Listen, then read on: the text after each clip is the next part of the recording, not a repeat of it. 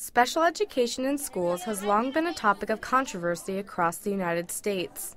According to the National Education Association, as late as the mid-1970s, about 1 million kids with disabilities were still being uneducated in America.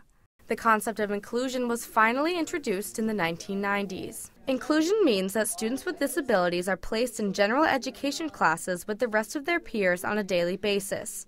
Students receive instruction based on their individualized education programs, or IEPs, while also learn the same core curriculum as the rest of the class. Inclusion is still rare in some school districts to this day, but many have adopted it. Dodd Middle School is one example. Dodd Middle School here in Cheshire, Connecticut is just one of the many schools across the country that uses the inclusion model, placing special education students with the rest of their peers in regular classrooms like this one.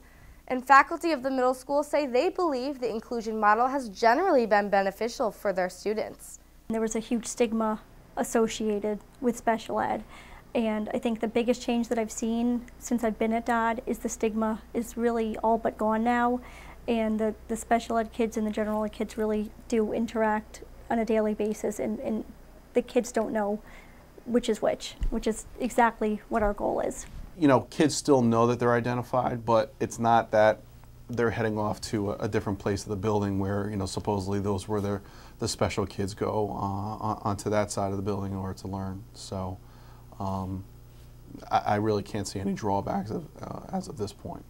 However, according to data from the U.S. Department of Education, the amount of disabled students in Connecticut who spend 80 to 100% of their time in the regular classroom has been decreasing since 2007.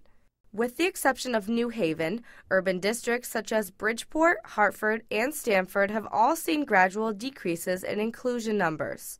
Suburban districts like Cheshire have seen a slight increase, but numbers have declined in recent years. According to Woods, the reason for this decline is the fluctuation of students enrolled in special education every year. Connecticut has also developed scientific research-based intervention systems, which decrease the number of students in special education by placing them in regular education supports based on individual needs. Still, Woods is optimistic about the future of inclusion, both in Cheshire and throughout Connecticut. However, only time will be able to tell the future success of the inclusion model. For the New Haven Register, this is Kristen Campeta.